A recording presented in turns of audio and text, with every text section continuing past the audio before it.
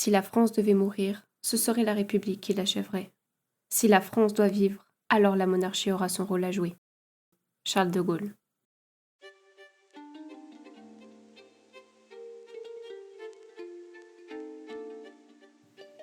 La Révolution. Ils nous ont dit que la Révolution venait du peuple. Ils nous ont dit que la République était un bienfait pour la France. Que la République c'était la liberté, qu'elle avait libéré le peuple d'un régime tyrannique et totalitaire. Beaucoup d'entre nous pensent que la Révolution nous a libérés de la monarchie, que c'est la meilleure chose qui nous est arrivée. Et si ce n'était pas le cas ? Et si ce qu'il s'est passé entre 1789 et 1796 était une autre réalité ? Les livres d'histoire nous disent que la Révolution a été faite par le peuple. Veulent-ils nous faire croire que ce qu'on nous dit à l'école de la République est la vérité ?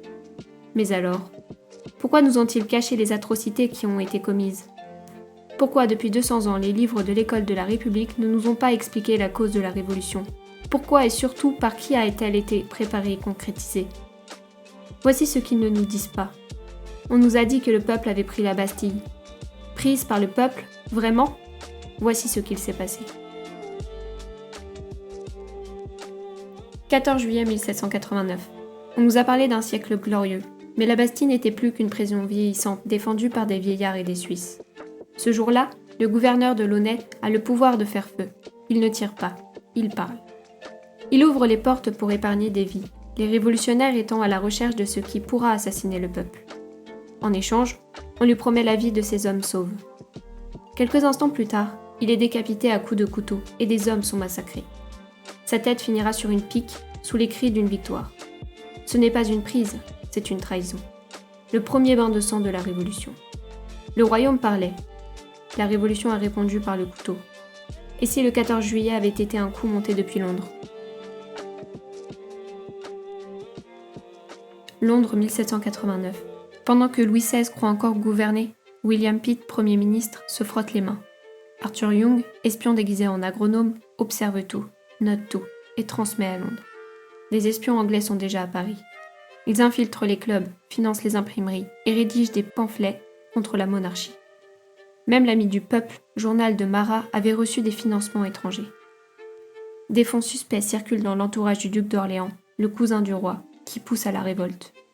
Le 14 juillet, un soulèvement, oui, mais pas comme on nous l'a appris à l'école. Il l'a instrumentalisé et récupéré. Pendant que Paris s'embrasait, Londres comptait les points. La révolution a commencé à Paris, mais Londres tenait les ficelles. 1792. Elle n'avait que son amitié, sa foi et sa fidélité. La Révolution l'a massacrée. La Révolution vient de renverser la monarchie. La famille royale était enfermée au temple. Madame de Lamballe, elle, reste fidèle. Elle est arrêtée, jetée à la force, puis jugée. Il lui demande de renier le roi, de renier son amie la reine et sa foi catholique. Elle refuse. Le juge prononce cette phrase, qu'on élargisse cette femme. Dès lors, l'inhumanité commence. Il la massacre. Elle est mutilée, défigurée, élargie, décapitée, violée, post-mortem, son cœur arraché. Sa tête est promenée dans Paris jusqu'au temple, où se trouve la reine, pour qu'elle voie son amie sur une pique. Même les révolutionnaires modérés furent horrifiés. Ce martyr est absent des manuels. Pourquoi ? Parce qu'il montre la haine, parce qu'il dérange. Mais nous n'oublions pas. Elle est morte pour une amie, pour sa foi, pour l'honneur. La princesse de Lamballe, martyre effacée. 1793. La République ne faisait plus de guerre, elle faisait des sacrifices. La Révolution s'est échangée en dévoreuse d'hommes. La République n'a pas jugé, elle a noyé. Nantes 1793. Le sang ne suffit plus, ils en veulent toujours plus. Carrier, envoyé de la République, veut purger la ville.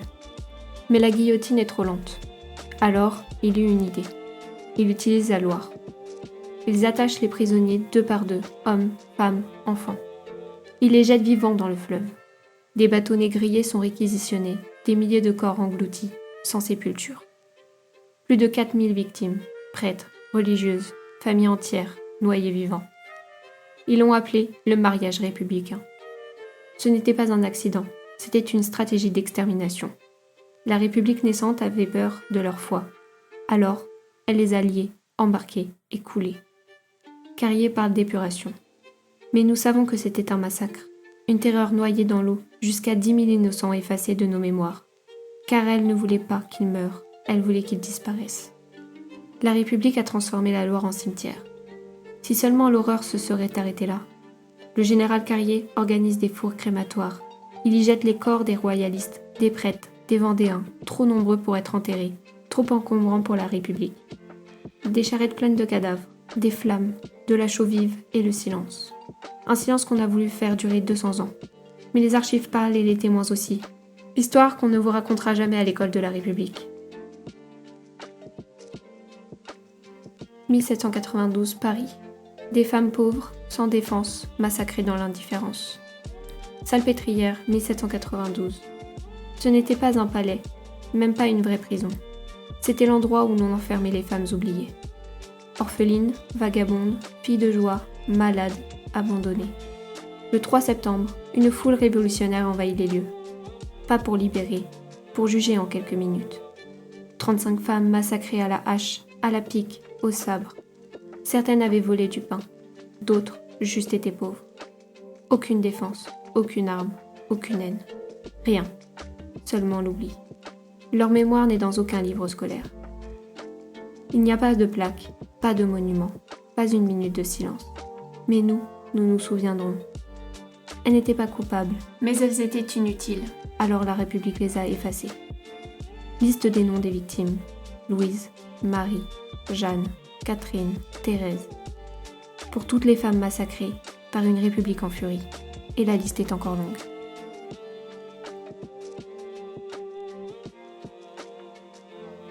Soissons. Ce jour-là, après avoir écrasé les Vendéens, les révolutionnaires arrachent le cœur d'un officier tué, le font cuire et le mangent en public. Pour venger la République, ce n'était plus une guerre, c'était un rituel de haine. Les clubs populaires en parlaient, les députés s'en inquiétaient, mais l'histoire, elle, a préféré oublier. Ils accusent l'ancien régime de barbarie, mais qui, en 1793, mangeait le cœur de ses ennemis? Ce n'est pas une légende, c'est la révolution telle qu'elle s'est passée. Le fanatisme n'élève jamais l'homme, il le dévore. Lyon 1793. La République n'a pas guillotiné, elle a mitraillé. Lyon s'est soulevé, pour le roi, la liberté. Contre la terreur, des canons alignés, chargés à la mitraille. Devant eux, des Lyonnais, prêtres, ouvriers, étudiants, notables.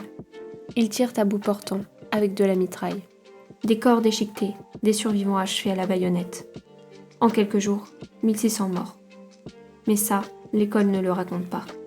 Parce qu'ici, la République n'a pas défendu la liberté, elle l'a éparpillée. Ils appelaient ça la justice, nous appelons ça un massacre. Nous jurons d'exterminer quiconque qui ne pense pas comme nous. Serment de 300 républicains. Nantes 1793. La République ne juge plus. Elle tue, elle brûle, elle efface. L'histoire officielle parle de terreur, mais c'était un génocide. Ils ont voulu noyer la foi. Elle a traversé les siècles. 21 janvier 1793. L'impensable se produit. Les républicains décapitent le roi. En coupant la tête du roi, ils ont coupé l'âme de la France. On nous a promis la liberté. Nous avons eu des morts par milliers, des villages brûlés. On nous a promis la République, une et indivisible. On a eu trop de régimes différents et toujours plus de divisions. Le roi ne divise pas, il incarne, il élève, il unit. Louis XVI voulait réformer, pas régner sur la misère. Il est mort en pardonnant, comme un roi chrétien, comme un père. Septembre 1793. Le pont Charot. La dernière ligne de défense. C'était une mer. Les hommes étaient tombés, alors les femmes se sont levées. Le bocage est en feu. Les bleus approchent. Les hommes sont morts. Les combattants tombés.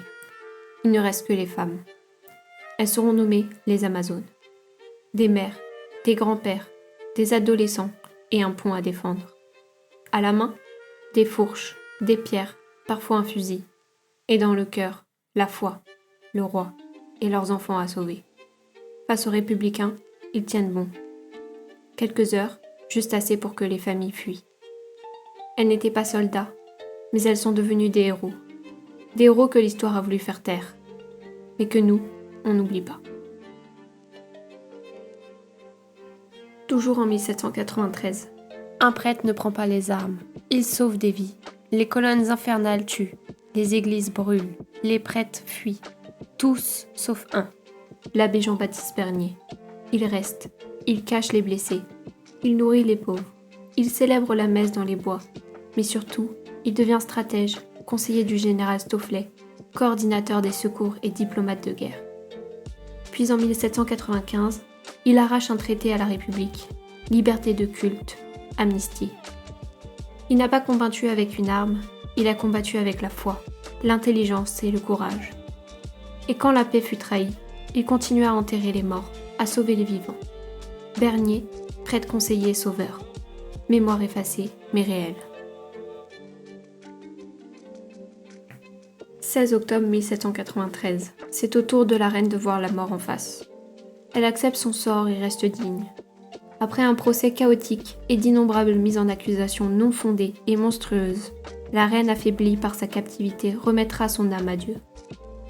On nous a dit que la République protégeait nos enfants. Mais en 1794, elle les a attachés à ses canons. Colonnes infernales, les soldats républicains progressent, tuent, brûlent. Pour se protéger, ils attachent leurs enfants à leurs canons. Boucliers humains vivants. Leur objectif ? Empêcher les insurgés de tirer. Certains enfants sont capturés, d'autres pris sur les cadavres de leurs familles. Ce n'est pas une rumeur, ce sont des lettres d'officiers, des archives, des témoignages consignés. Et pourtant, on ne nous en a jamais parlé. La République a tué et s'est servie d'enfants pour le faire. Ce que la République nous cache depuis 1794. Elles sont mortes, non pas pour la politique, mais pour la foi, le roi, la France éternelle. Elles avaient tout perdu, sauf leur foi. Les carmélites de Compiègne refusent de prêter serment à la République. Leur crime ? Prier, aimer Dieu et être fidèles au roi. Elles sont arrêtées, jugées et moquées. Et pourtant, le 17 juillet, elles montent à l'échafaud en chantant le Salve Regina, le Te Deum. Une par une, la foule se tait, se silence. Quelques jours plus tard, Robespierre tombe, la terreur s'effondre, comme si leur sacrifice avait lavé la France. Elles sont mortes pour Dieu et pour l'honneur d'un roi martyr. On les appelle la petite armée blanche du roi. Février 1794. Au Luc sur Boulogne, la République a tué 110 enfants, des bébés, des garçons, des fillettes. Leur crime ? Être vendéen. L'armée républicaine a tiré, poignardé, brûlé. L'aîné avait 14 ans, le plus jeune avait 6 mois. L'histoire officielle n'en parle pas. Les manuels l'oublient volontairement. Mais la voix d'Hélice, elle, n'oublie jamais.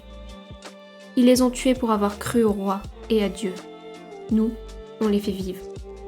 On t'a dit que la Révolution a apporté la liberté ? En réalité, elle a noyé des prêtres en masse parce qu'ils refusaient de renier leur foi. Ils nous ont dit que la Révolution défendait la liberté de conscience. Alors, pourquoi ont-ils laissé mourir des prêtres sur des bateaux ?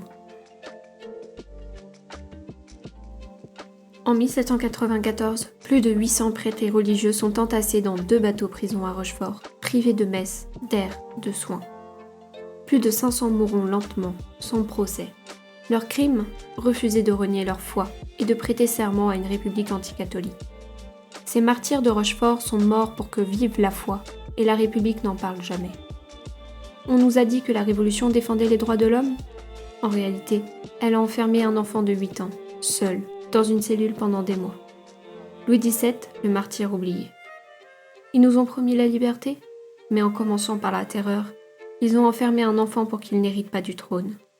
Mais nous, on se souvient et on se relève. La France n'est pas née en 1789, elle renaîtra par ses racines. 1795, Saint-Cyr de Talmondais. La République traquait les blessés. Charette les protégeait. En février, dans la forêt de Grasllat, Charette est encerclé. Derrière lui, des blessés, des enfants, des prêtres, trop faibles pour fuir. Alors il choisit le sacrifice. Il lance 100 hommes contre 3000. Une diversion, une charge pour gagner quelques minutes pour que les innocents fuient. Les Bleus avancent, les Vendéens meurent. Mais la grange est vide, les innocents sont sauvés. Charette survivra encore 1 an avant d'être capturé. On lui propose un bandeau avant l'exécution. Il refuse. Demande à l'officier de tirer dans le cœur et demande à commander lui-même le tir, ce qui lui a été accordé, et crie « Vive le roi !». Leurs femmes ont été violées, tuées, éventrées, leurs enfants fusillés, massacrés, jetés dans les puits ou contre les murs, leurs prêtres noyés. Ils auraient pu se venger, ils ont choisi l'honneur. Nous ne serons plus là, mais notre combat, lui, est éternel. La flamme ne s'éteindra jamais. Voilà ce qu'ils veulent qu'on oublie, des hommes et des femmes qui se sont battus pour les faibles contre la terreur. Si la Révolution était une initiative du peuple, pourquoi y a-t-il eu autant de victimes parmi le peuple ? Le peuple s'est levé, mais pas pour la République. En 1832, alors que Louis-Philippe règne à Paris, les paysans de l'Ouest crient encore « Vive Henri V !».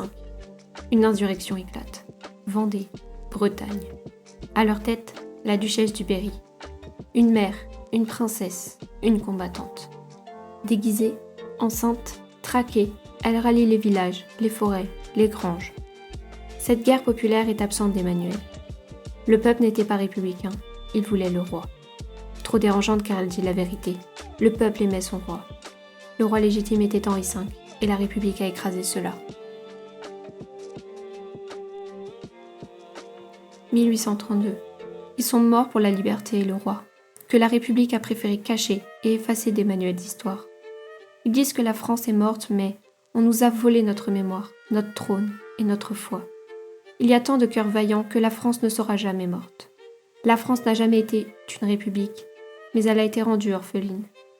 Ils voulaient défendre la France, mais la République les a parqués comme des chiens. Ils nous ont appris à chanter la Marseillaise, mais savons-nous vraiment ce qu'elle représente ? Comprenons-nous vraiment le sens de cette hymne républicaine ? La République ne nous a pas libérés, elle nous a dressés.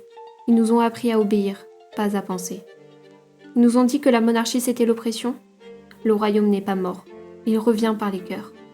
C'est devant Dieu et le roi que je tiens debout. Il sommeille dans les cœurs fidèles. L'âme de la France est toujours là, en nous. Elle attend juste qu'on l'aime assez pour se relever. Le royaume n'est pas une nostalgie, c'est un héritage, une promesse, une mission.